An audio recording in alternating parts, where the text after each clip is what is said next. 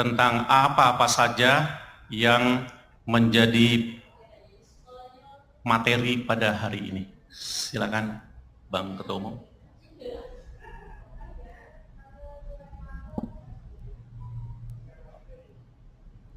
Terima kasih. Assalamualaikum warahmatullahi wabarakatuh.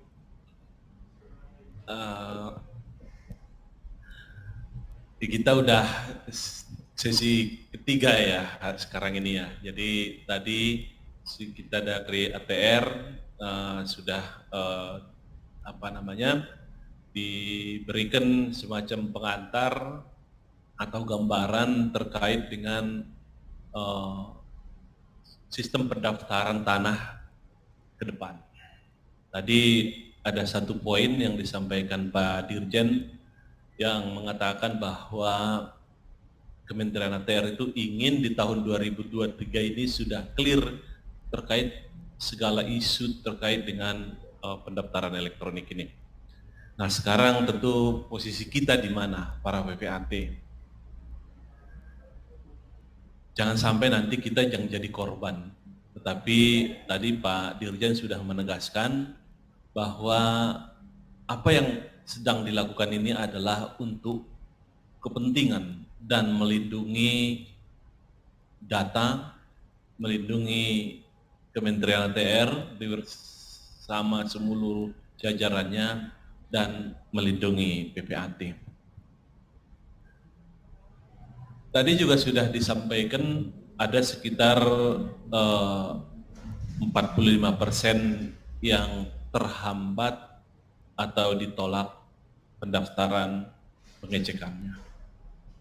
Itu tentu angka yang cukup besar, ya, sehingga dalam kesempatan ini saya berharap kepada rekan-rekan sekalian untuk betul-betul memperhatikan persyaratan-persyaratan pengecekan yang dipersyaratkan sehingga tidak ditolak.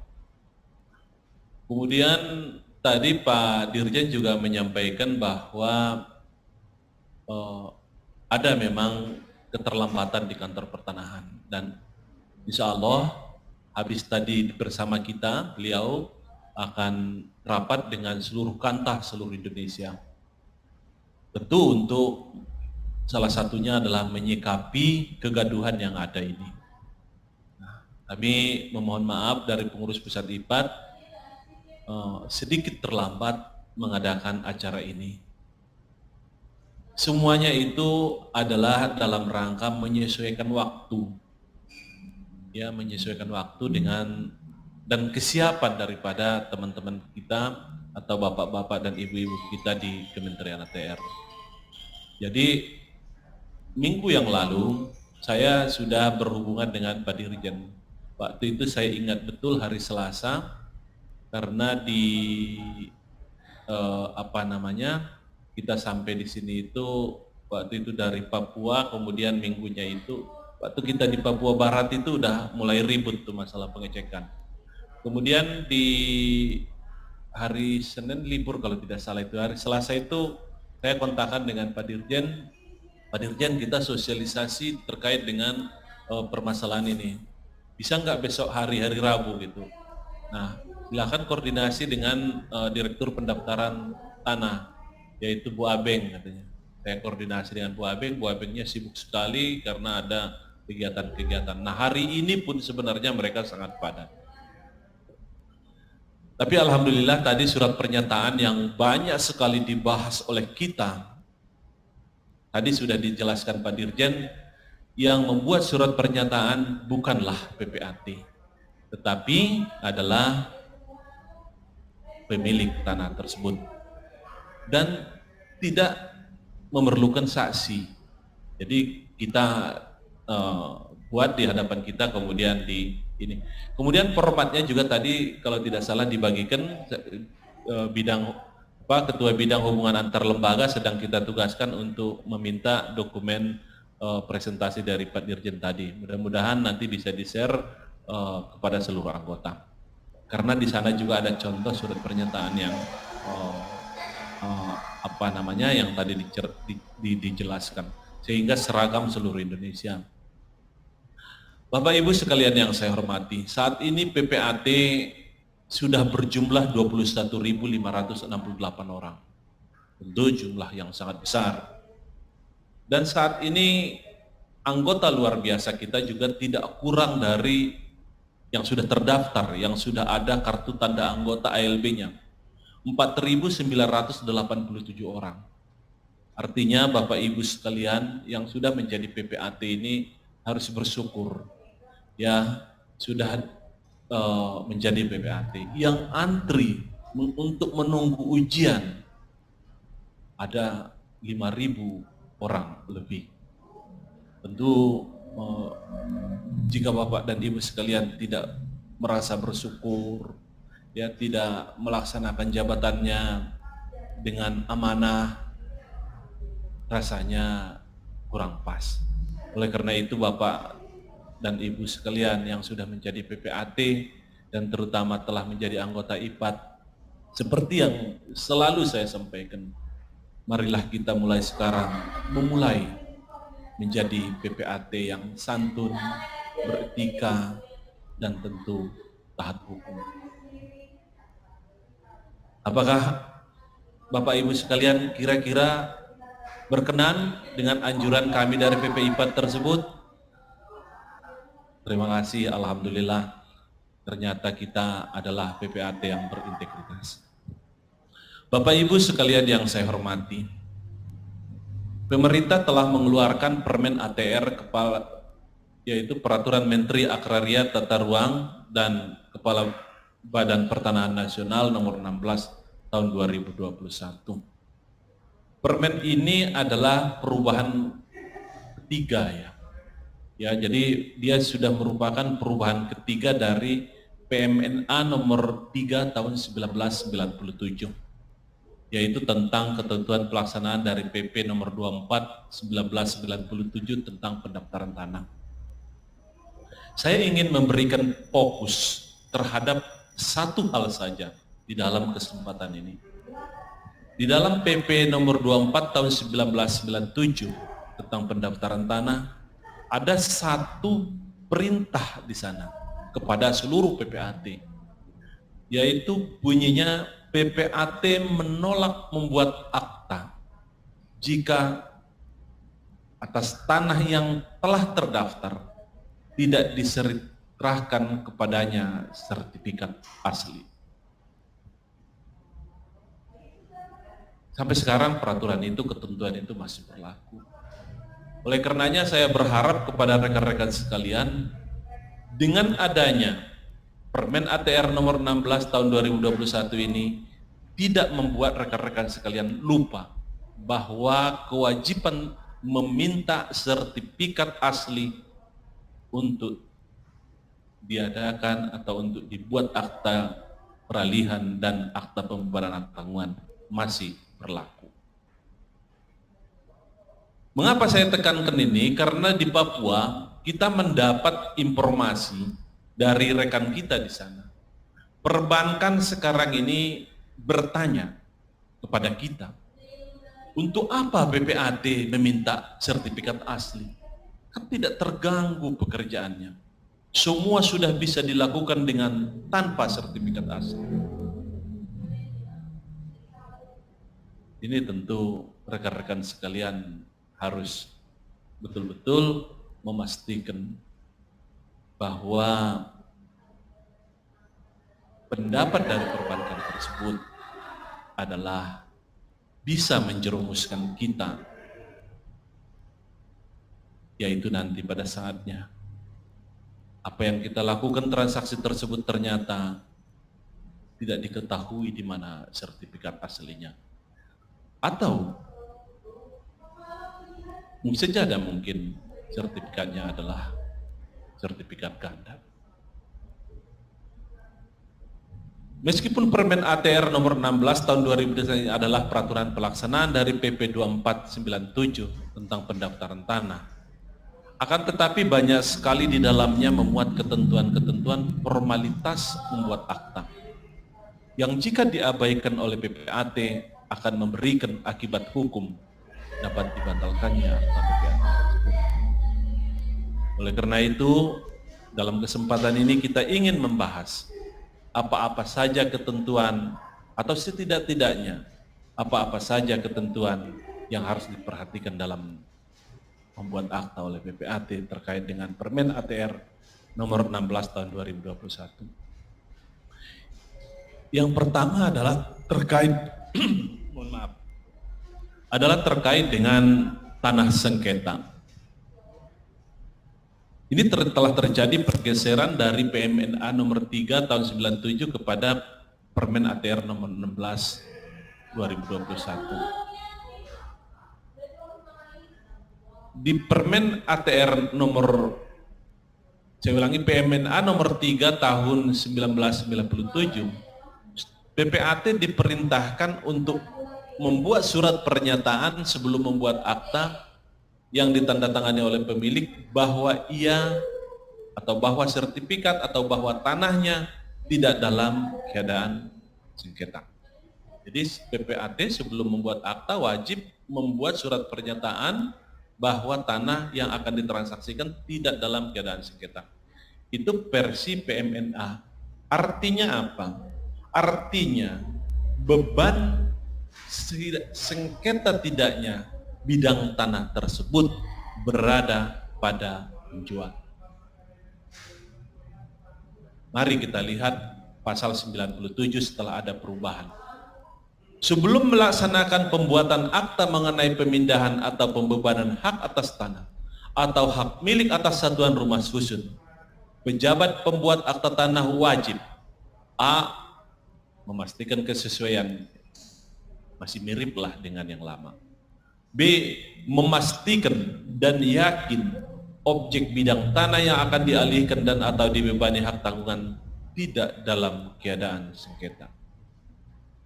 Beban sengketa tidaknya sebidang tanah yang akan ditransaksikan oleh PPAT telah terjadi pergeseran dari beban semula pemilik tanah menjadi beban PPAT. Sekarang masalahnya tambah rumit. Apa sengketa yang dimaksudkan di situ? Sengketa yang bagaimana yang dimaksudkan di dalam permen itu? Apakah sengketa itu sengketa yang sudah terdaftar terjadi gugat-menggugat di pengadilan, sengketa yang telah terdaftar dan dilaporkan di kepolisian, atau sengketa yang telah didaftarkan di buku tanah? Atau sengketa mereka saja di luar daripada itu, atau mungkin hanya diketahui ketua RT atau kepala desa? Ini belum ada penjelasan yang resmi dari undang-undang. Inilah salah satu sekarang ini beban yang ataupun akibat-akibat hukum yang memerlukan perlindungan hukum kepada PPAT. Kemudian yang kedua, sampai sekarang di negara kita belum ada sistem yang bisa mengecek apakah sebidang tanah tersebut dalam keadaan sengketa atau tidak. Kalau tadi kita sudah sampaikan, sengketa tidaknya suatu bidang tanah tersebut masih belum jelas dan belum limitatif pengertiannya. Kemudian yang kedua, kita juga tidak bisa mengecek, sistemnya belum ada. Apakah sedang berperkara di pengadilan, apakah sedang dilaporkan di kepolisian, apakah sedang dan seterusnya. Belum ada sistemnya. Sementara beban tersebut telah dibebankan kepada kita. Inilah salah satu poin penting. Inilah salah satu poin penting mengapa kita mendesak Kementerian ATR agar pengecekan sertifikat diperbaiki sistemnya.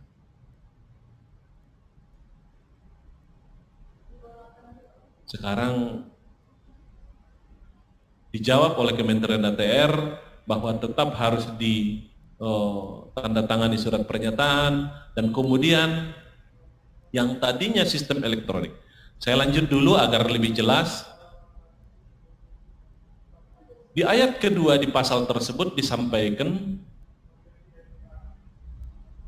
bahwa seluruh proses tersebut atau pengecekan tersebut harus dilakukan secara elektronik. Nah, kemarin sebelum ada kegaduhan sekarang ini. Pengecekan sertifikat itu begitu mudahnya. Begitu kita upload, pada saat yang sama setelah dibayar SPS, kita sudah mendapatkan tanda bukti bahwa tanah tersebut telah dilakukan pengecekan oleh PPAT. Langsung kita bikin akta. Begitu senangnya kita. Ternyata di dalam undang-undang kita abai. Ada potensi besar yang mengancam PPAT, yaitu tanggung jawab, sengketa tidaknya, palsu tidaknya sertifikat itu. Inilah yang ingin diperbaiki oleh Kementerian ATR saat ini, sehingga terjadi kegaduhan karena terjadinya keterlambatan. Tapi demikian, tadi Pak Dirjen sudah berjanji akan menyelesaikan tunggakan itu ya dalam waktu yang secepat-cepatnya, dengan harapan kita tetap tidak mengabaikan perlindungan bagi PPAT. Bapak Ibu sekalian yang saya hormati, seperti yang sudah saya sampaikan tadi, semula tanggung jawab tersebut, yaitu tanggung jawab sengketa tidaknya satu bidang tanah adalah tanggung jawab pemilik, sepanjang PPAT telah membuat surat pernyataan bahwa tanah yang akan ditransaksikan tidak dalam keadaan sengketa. Dan sekarang dalam perubahan aturan tersebut, dari semula pemilik yang wajib menandatangani surat pernyataan tidak sengketa tetap dipertahankan, harus dia membuat surat pernyataan. Seperti yang sudah disampaikan tadi oleh Pak Dirjen juga.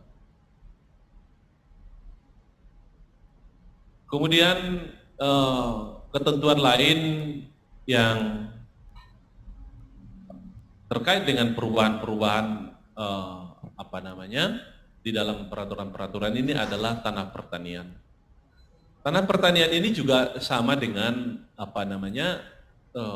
tanggung jawabnya pada PMNA nomor 3 tahun 97 itu ada pada para pihak. Tidak diharuskan PPAT untuk menerangkan bahwa akibat-akibat daripada jika ternyata tanah yang ditransaksikan masuk larangan absensi dan penguasaan tanah tidak akan menjadi atau tidak berakibat hukum kepada PPAT. Sekarang Permen ATR nomor 16 ini telah memberikan beban kepada PPAT. PPAT wajib menjelaskan akibat hukum yang timbul jika ternyata dengan peralihan hak tersebut melanggar ketentuan tentang tanah abstensi dan tanah atau penguasaan tanah yang melebihi ketentuan maksimum. Dalam praktek kita, di dalam praktek saat PPIPAT mendampingi yang sengketa, atau dalam pengalaman-pengalaman yang kita dengar, para pihak selalu membantah, selalu memberikan bantahan. Yang sering kita dengar bahwa ia menandatangani akta tersebut, bahwa ia dijelaskan isi akta yang akan ditandatangani tersebut. Ke depan tidaklah mustahil jika ternyata pemerintah berlaku tegas terkait dengan tanah absensi dan tanah penguasaan maksimum atau tanah larangan penguasaan maksimum, maka para pihak akan berdalih, saya tidak dijelaskan oleh PPAT sehingga saya tidak mengerti akibat hukum daripada tanah absensi dan penguasaan tanah maksimum ini. Inilah mungkin masalah-masalah kedua yang perlu mendapat perhatian kita ke depan. PPIPAT akan selalu tentu mencermati perubahan-perubahan ketentuan tersebut, perubahan-perubahan asas tersebut untuk tentunya melindungi para PPAT dalam membuat akta. Kemudian perubahan lainnya di dalam Permen ATR tersebut adalah terkait dengan pasal 104A. Pasal 104A di dalam permen tersebut mengatakan tanah yang dibebani hak tanggungan dapat dibuat akta peralihan dengan syarat. Jika pada PMNA nomor 3 tahun 97 yang lalu kantor pertanahan tidak mengizinkan dilakukan akta peralihan atau dibuat akta peralihan terhadap tanah-tanah yang sudah dibebani hak tanggungan, meskipun sebenarnya di dalam undang-undang hak tanggungan dianut azas bahwa pemilik adalah pemilik, pemegang hak tanggungan adalah pemegang hak tanggungan. Tidak pernah pemegang hak tanggungan menjadi pemilik. Artinya apa? Kekuasaan atau kewenangan daripada pemilik tetap dapat melakukan perbuatan hukum atas tanahnya. Azas tersebut jelas diatur di dalam undang-undang hak tanggungan. Nah sekarang Permen ATR nomor 16 tahun 2021 itu mengakomodir kembali, mempertegas kembali bahwa sebidang tanah atau sertifikat yang sedang dipasang hak tanggungan atau sedang dibebani hak tanggungan dapat dibuat akta peralihan. Oleh karena ini adalah satu penegasan yang sangat menguntungkan bagi kita semua para PPAT. Dengan syarat, tentunya di dalam pasal tersebut harus ada persetujuan tertulis daripada pemegang hak tanggungan. Dan kemudian perjanjian kreditnya tentu harus diadendum, yaitu di pembeli atau pemegang hak atas tanah yang baru menjadi penanggung atau penjamin terhadap kredit yang sedang berjalan. Inilah syarat-syarat daripada agar bisa dilakukan akta peralihan terhadap sertifikat atau sebidang tanah yang sedang dibebani hak tanggungan. Kemudian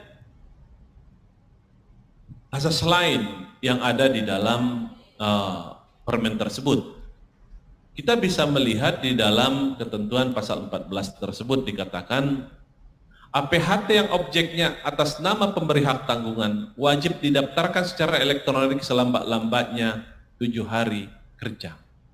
Artinya jika objek APHT tersebut belum atas nama pemberi hak tanggungan, tidak termasuk dalam ketentuan pasal 114 Permen ATR Kepala BPN nomor 16 tahun 2021.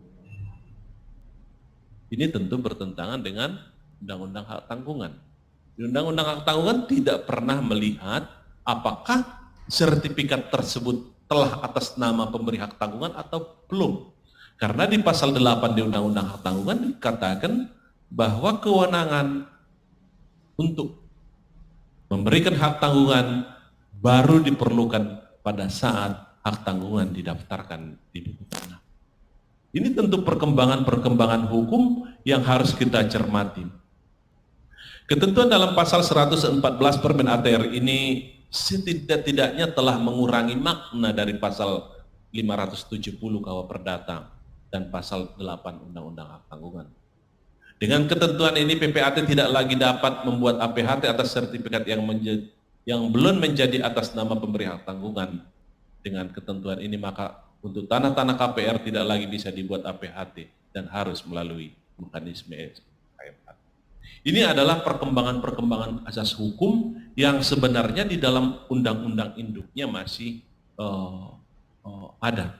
Apa akibatnya jika KPR-KPR dibuat melalui mekanisme SKMHT? Apa akibat hukumnya? Apa masalah yang ada? Banyak terjadi. PPAT kelupaan karena berjangka waktu. Untuk tanah-tanah yang sudah terdaftar hanya 1 bulan. Belum 1 bulan, balik nama belum selesai. Sehingga harus diperpanjang SKMHT.